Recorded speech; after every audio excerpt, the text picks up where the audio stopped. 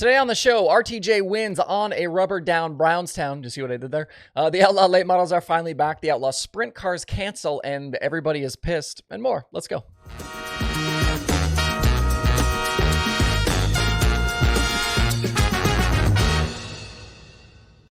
It's Thursday, April 20th. I'm Justin Fiedler. This is Dirt Tracker Daily.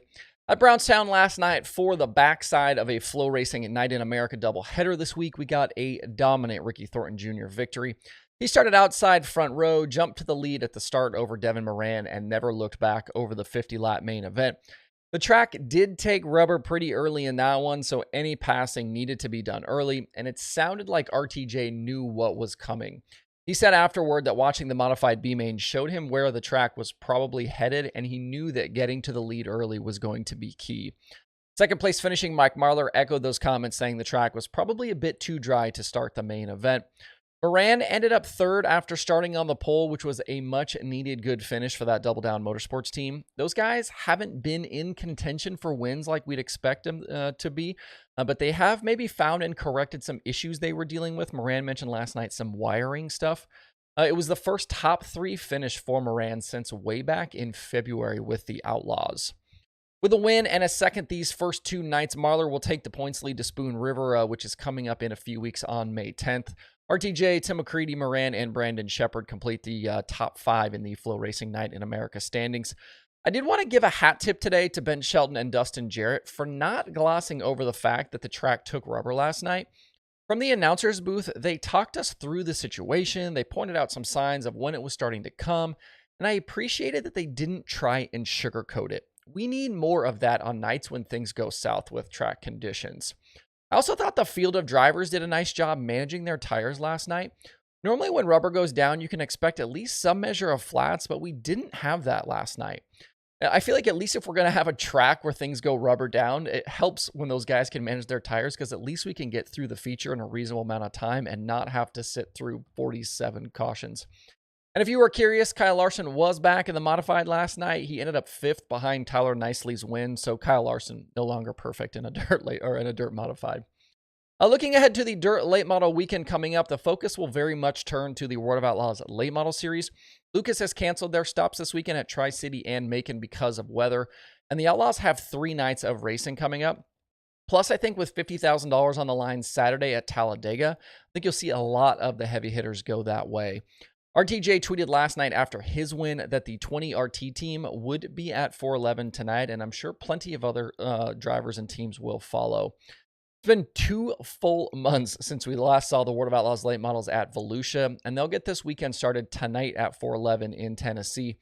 As a quick reset for the series, through the 4 races at Volusia way back at the start of the year, Chris Madden is the series points leader right now by 14 over Brian Shirley. Kyle Bronson, Bichette, Max Blair all round out the top 5. Moran, Bobby Pierce, and Hudson O'Neill took those 4 wins. Pierce and O'Neill with 1 each. Moran had 2. McCready finished top 5 all 4 nights, while he and RTJ were also top 10 all 4 nights. Madden is the most recent series winner at 411 that happened back in 2020, and Jimmy Owens won a pair of super late model shows at 411 a season ago. After tonight's 10,000 win main event, the Outlaws will head to Talladega for 2 nights of racing. That's kind of happening in conjunction with the NASCAR Cup Series across the street at the big track. Friday will feature a split field 4,000 win features that's going to help set up action for Saturday's big money. I think that's going to be a fun couple of nights at Talladega. You've got the Outlaws there for big cash, and they're going to be joined by USCS sprint cars. If you can't get to 411 tonight, Dirt Vision will have live coverage. Besides Lucas canceling for the weekend, we've already lost some big open wheel races as well. Because of very low temperatures and wind, the World of Outlaws sprint cars have canceled their Friday and Saturday races at Knoxville. These events will not be made up. The comments on those social posts, kind of looking at Twitter and Facebook, are certainly interesting. I feel like none of the people complaining about the cancellations would ever sit in the stands on a 40-degree night or 30-degree night with 20-mile-per-hour winds. It's going to be absolutely miserable. I think some forget that these series and racetracks are businesses and that in certain instances, the right business move is canceling. A track like Knoxville and a series like the Outlaws, they know what a crowd is going to look like on a night like those coming up. This is not their first rodeo. You can't sit here and complain about racetracks failing or purses not being high enough and then also be pissed when a track isn't willing to take a loss on a race night. It's completely illogical. There's also a ton of complaints in there about an off weekend where the Outlaw teams now can't race. Many out there seem to continue to not understand that the full-time teams agreed to the terms of the Platinum Agreement. Wasn't forced on them. Sprint car team can run every single Outlaw show and every other race they want with zero restrictions. Just don't sign the paper. And if you think that's not true, ask Brent Marks or Anthony Macri or Justin Peck or Buddy Kofoid or Rico Abreu, any of the other guys that run a crap load of Outlaw races every year and run everywhere else they want. Nobody, even the all-powerful and evil War Racing Group, is stopping anyone from racing anywhere if they want. This was really not that hard to understand. The Outlaws will try again next weekend at Granite City at Hobstop. I think that Outlaw show is probably going to draw a big field of cars, so we'll see where some of these teams now scatter. There's already no All-Star racing this weekend. That basically leaves Central Pennsylvania and Ohio as options. There's a few other scattered weekly shows out there as well, but I think Central PA will probably be the place for a lot of these guys if they want to race elsewhere. Oh, we've also lost the opening USAC Midget Weekend with Kokomo canceled as well. Remember that they didn't race in Florida this season, so this was going to kick off their year. With Kokomo canceled, though, we'll now have to wait another full month as the next racing on the USAC Midget schedule is May 19th and 20th at Belleville, Kansas. On top of the Outlaws at 411, there are a few other shows to check out tonight. It looks like the ASCS might actually get to finally start their 2023 year.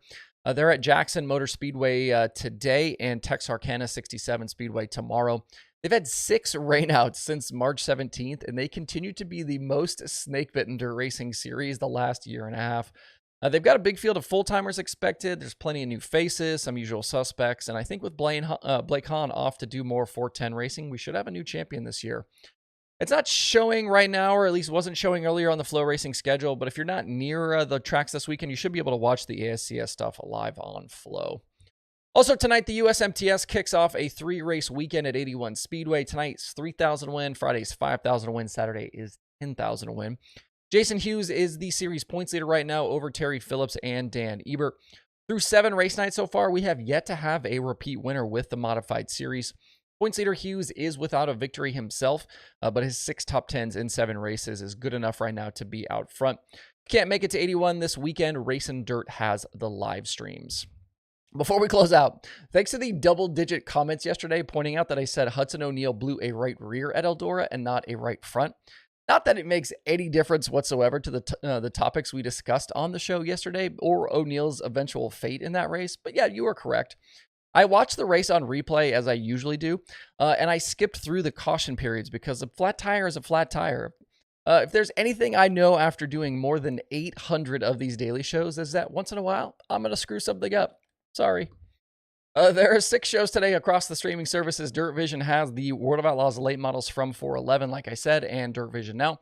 Racing Dirt has those MTS modifieds from 81 Speedway. Clay Per-View has action from Perth.